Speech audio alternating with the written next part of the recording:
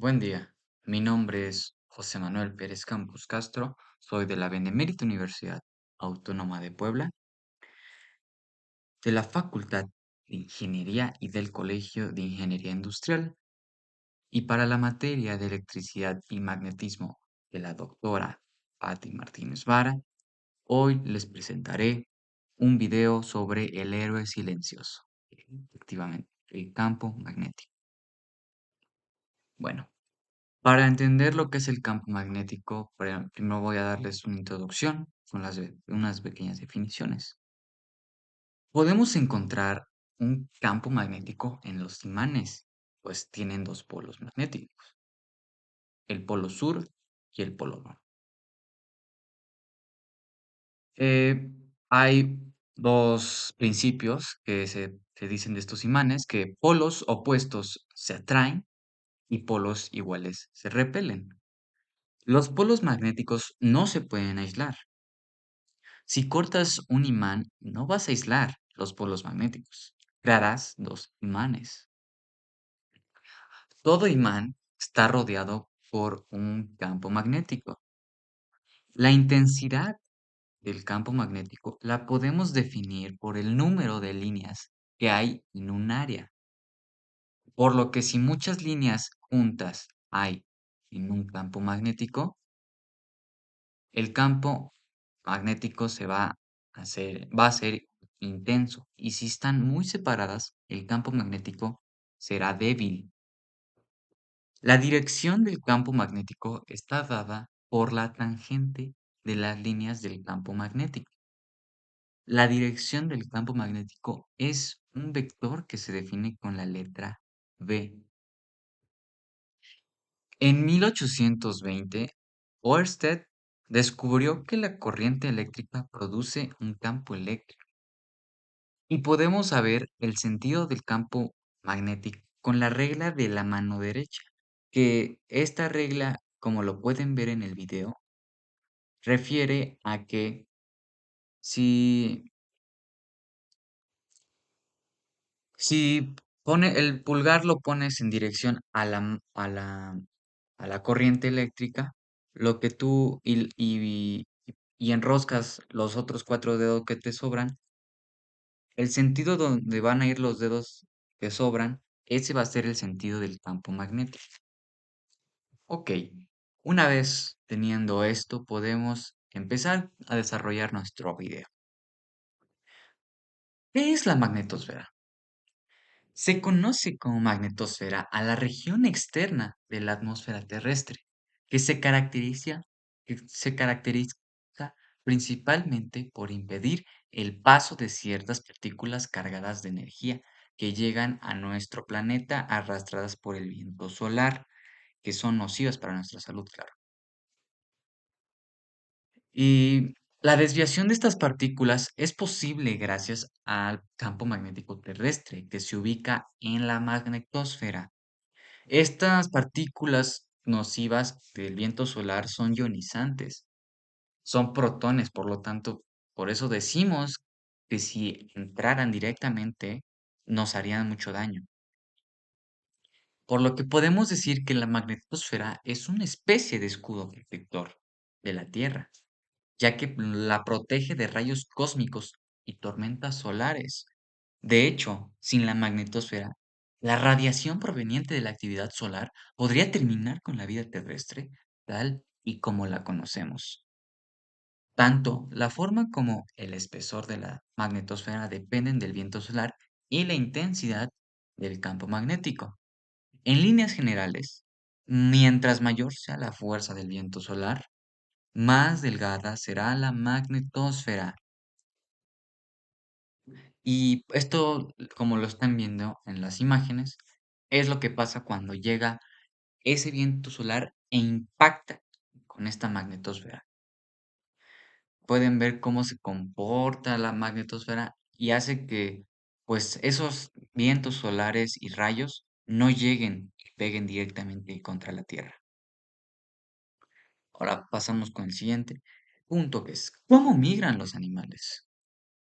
La magnetorrecepción es la, la clave de cómo migran los animales, porque es básicamente la habilidad animal de sentir el campo magnético de la Tierra. Esto se podría considerar como un sexto sentido que usan estos seres para navegar y moverse por el planeta sin perderse. Es decir, es como una especie de GPS instintivo que ya tienen integrado los animales. Es decir, conocemos que la Tierra funciona como un gigantesco imán que genera campos magnéticos. Así pues, algunos animales, como las tortugas, son capaces de sentir estos campos y cuando reciben tal información, la usan para saber si van en dirección correcta.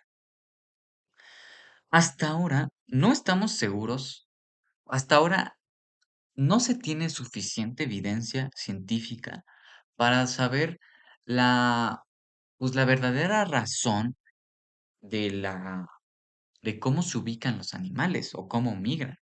Pero se tienen algunas teorías, como por ejemplo, de que los animales contienen ciertas partículas magnéticas llamadas magnetitas en su interior corporal, que actúa como un receptor magnético. De hecho, se sabe que existen muchos animales que han demostrado poseer la magnetorrecepción. Como ejemplo, les podemos poner lo que ya había comentado: las tortugas, las abejas, las aves, los murciélagos, y eso, las ballenas, por decir algunos ejemplos, pero no se sabe bien si, si este es un mecanismo, es mecánico o químico. Entonces, se debería tener una mayor investigación y estaría muy interesante que los científicos investigaran acerca de cómo los animales migran y cómo es el funcionamiento de, no sé si sea de su cerebro o de cuál, o de dónde sea proveniente esta guía que tienen. Pasamos con el siguiente, que es polos magnéticos de la Tierra. Los polos magnéticos terrestres son las zonas de la Tierra donde convergen los campos magnéticos terrestres. El magnetismo de la Tierra se debe a que los materiales del núcleo terrestre, el níquel y el hierro, hacen que, que nuestro planeta se comporte como un inmenso imán, lo que explica el funcionamiento de las brújulas, lo que veremos en otro momento. Los polos magnéticos se encuentran en los polos de la Tierra, aunque su localización no coincide con los polos geográficos. La ubicación de cada polo magnético está desplazada con respecto al eje geográfico del planeta y al ángulo que se crea entre dicho eje y el eje magnético se conoce como declinación, como lo pueden ver en el video. Al contrario que los polos geográficos norte y sur, que siempre están situados en el mismo punto, los polos magnéticos norte y sur se desplazan con el tiempo y pueden llegar a invertirse. De hecho, se han llegado a invertir, pero eso ocurre cada, no sé, cada 100.000 años, 100.000 millones de años, quiero pensar, pero sí se han llegado a invertir pero pasa mucho tiempo hasta que eso llegue a pasar. ¿Qué son las auroras boreales y por qué se forman? Bueno, una aurora es un fenómeno atmosférico luminiscente que se presenta en el cielo nocturno, principalmente en regiones polares. Hablamos de aurora boreal para referirnos a este fenómeno en el hemisferio norte y aurora austral en el hemisferio sur, donde es menos frecuente. Las auroras se consideran electrometeoros, es decir, fenómenos meteorológicos en los que la atmósfera manifiesta su electricidad de forma visible o audible. Otros ejemplos de electrometeoros son los relámpagos y los truenos. El término aurora boreal fue creado por Galileo Galilei en 1619, quien tomó los nombres de la diosa romana del amanecer, Aurora, y del dios griego de los vientos del norte, Bóreas. Se originan a partir de partículas solares que se ionizan al entrar en contacto con el campo magnético de nuestro planeta. En la atmósfera alta, magnetosfera, Su intensidad depende de qué tan aceleradas estén las partículas y de la actividad solar. El Sol emite un flujo de partículas cargadas de manera continua a través de lo que llamamos vientos solares. Cuando estas partículas que recorren el espacio a gran velocidad hacen contacto con el campo magnético terrestre, son atraídas hacia los polos por la magnetosfera y se ionizan a una altura de 100 a 240 kilómetros aproximadamente, provocando las auroras. Como la trayectoria de las partículas hacia los polos está determinada por las líneas visibles del campo magnético terrestre, estas se ionizan formando anillos muy luminosos y coloridos alrededor de nuestro planeta en latitudes altas que percibimos como auroras. Los anillos se componen de millones de átomos excitados que emiten pequeños destellos de luz. ¿Cómo funciona la brújula? La Tierra posee un enorme campo magnético que la rodea. Es grande, pero no demasiado fuerte, razón por la cual la brújula utiliza muy ligeras agujas muy sensibles al movimiento. Esta aguja de la brújula tiene normalmente dos partes, una policromada en rojo y la otra en negro o blanco. La parte roja de la aguja siempre, la parte roja de la brújula, la parte roja de la aguja de la brújula siempre apunta al norte magnético de la Tierra. Pero hay que tener en cuenta que el norte magnético es diferente por cada zona de la Tierra y distinto del norte geográfico que se encuentra en el Polo Norte, como ya lo habíamos comentado sobre los polos magnéticos y los polos geográficos que existen en la Tierra. Por esto, la brújula no se puede utilizar o usar ni en el Polo Norte ni en el Polo Sur, debido a que la convergencia de las líneas de fuerza del campo magnético terrestre anula su funcionalidad y es incapaz de alinearse ni señalar correctamente el norte. El nombre se debe a que cuando la brújula llegó a Europa durante el Renacimiento, en el siglo XIV, los europeos pensaron que funcionaba por brujería y la llamaron brújula, que es un diminutivo de bruja, de bruja. Y pues, como pueden, este fue un invento chino. Yo quiero pensar que por donde porque provenía de China, pensaron que era brujería.